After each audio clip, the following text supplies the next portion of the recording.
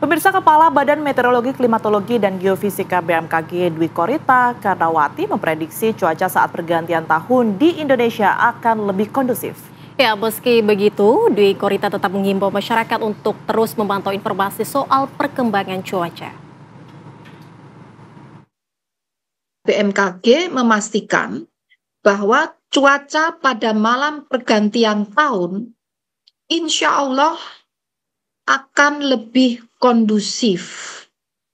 Insya Allah kalau tidak mendadak terjadi fenomena yang di luar prediksi, insya Allah pergantian tahun akan aman dari cuaca ekstrim. Kondisi ini diperkirakan berlangsung hingga minggu pertama Januari 2025. Jadi itulah yang perlu kami sampaikan.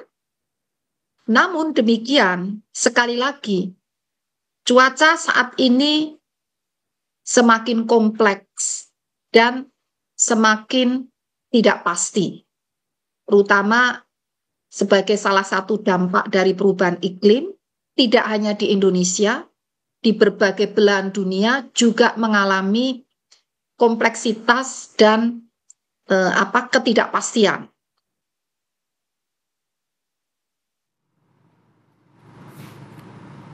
Ya, dan untuk mengetahui lebih jauh bagaimana perakiraan cuaca nanti pada saat pergantian tahun baru, sudah ada Bapak Muhammad Hakiki, Prakirawan Cuaca BMKG. Halo, selamat sore Pak Muhammad Hakiki. Kira-kira nanti selamat siang, Mbak. Ya, kira-kira nanti Pak gambaran cuaca pada saat nanti pergantian tahun baru ini seperti apa, Pak?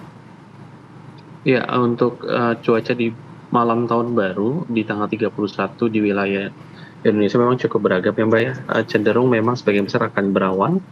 Hujan ringan pun berpotensi terjadi di berbagai wilayah. Memang patut diwaspadai seperti daerah Banten, kemudian wilayah Jakarta, Jawa Barat, Jawa Tengah, kemudian Jawa Timur, Yogyakarta. Hanya hujan cenderung kebanyakan hanya hujan ringan hingga sedang. Tetapi memang beberapa wilayah memang masih ada potensi cuaca yang sedang hingga lebat. Dan memang perlu jadi perhatian seperti daerah Jawa Tengah, Yogyakarta, Jawa Timur pada saat malam tahun baru. Iya. Baik, ada kekhawatiran masyarakat Pak Hakiki, ada curah hujan yang tinggi seperti di tahun 2020. Akankah itu ada potensi terjadi lagi di tahun 2025 nanti ini atau seperti apa? Untuk berdasarkan memang instruksi dari spesialis kemarin dilakukan oleh BMKG, memang di saat di pergantian tahun memang terjadi penurunan hujan akibat mungkin ada beberapa faktor yang seperti monsun Asia disertai dengan seruakan terhalangi masuk ke wilayah Indonesia, tapi terjadi pergeseran di kemungkinan kami perkirakan di antara minggu ketiga itu akan naik lagi di akhir Januari nanti. Tapi memang secara analis kami menganalisikan dari berdasarkan model perakiraan memang untuk di akhir pergantian tahun ini dan awal tahun nanti di sekitar 1 Januari memang ada hujan tapi tidak sebesar di tahun 2020.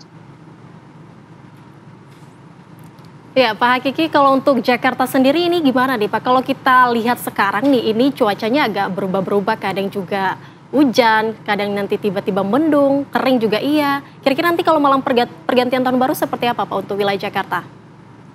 Ya, untuk Jakarta memang kami sudah sangat concern dari beberapa minggu bahkan 1 bulan lalu memang kami melihat potensi Jakarta memang cukup fluktuatif berdasarkan model perakiraan, tetapi memang kami menganalisa bahwa nanti di malam tahun baru potensi cenderung akan berawan dan ada hujan ringan hingga sedang walaupun cenderung di dini hari hingga pagi hari. Itu yang perlu diwaspadai oleh masyarakat. Akan berpengaruh tidak Pak, atau nanti akan dilakukan semacam modifikasi cuaca? Perlukah sudah dilakukan modifikasi cuaca semacam ini? Ya, modifikasi cuaca untuk wilayah Jakarta telah dilakukan, yang kami bekerjasama dengan BPBD, terutama Jakarta sudah melakukan modifikasi cuaca untuk mengurangi potensi cuaca ekstrim, terutama salah satunya pada saat malam tahun baru nanti. Dan mudah-mudahan dengan modifikasi cuaca pengaruh tersebut bisa diminimalisir pengaruh dampak cuaca ekstrimnya. Pak Hakiki, tidak hanya hujan begitu ya yang kemudian ini perlu diantisipasi juga, tetapi aktivitas penerbangan ini juga nampaknya perlu menjadi sorotan juga. Nah, nantinya kan seperti apa Pak? Mengingat banyak juga ya dari warga ini yang akan menggunakan pesawat, transportasi udara untuk menikmati malam tahun baru antar kota.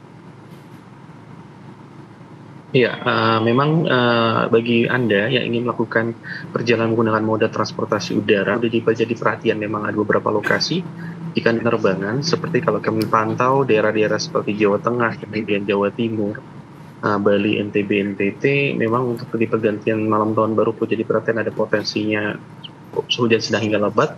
Kemudian juga beberapa wilayah ke arah timur, seperti wilayah-wilayah Maluku Utara, kemudian Sulawesi Utara, mungkin akan jadi perhatian dan potensi angin kencangnya, dan juga daerah-daerah lain seperti Aceh, Sumatera Utara perlu jadi perhatian kalau kita pantau potensinya masih cukup terjadi hujan sedang hingga lebat ya.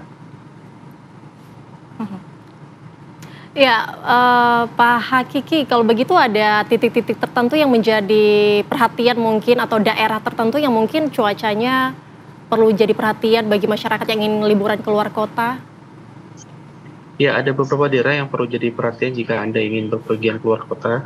Memang terutama tempat wisata yang berbatasan langsung dengan pesisir selatan dari Jawa Tengah, Yogyakarta, Jawa Timur. Kalau kami pantau memang terjadi kenaikan gelombang laut akibat adanya bibit siklon tropis 94S mengganggu meningkatkan adanya gelombang tinggi di wilayah selatan, sehingga jika Anda berpariwisata wilayah sana juga perlu jadi perhatian. Berikutnya juga bagi Anda yang memang ingin melakukan kegiatan juga menyelam di wilayah seperti di Sorong atau di Raja Ampat, juga di daerah Maluku Utara perlu jadi perhatian karena mungkin di situ ada gangguan-gangguan sirkulasi siklonik memang cukup mengganggu.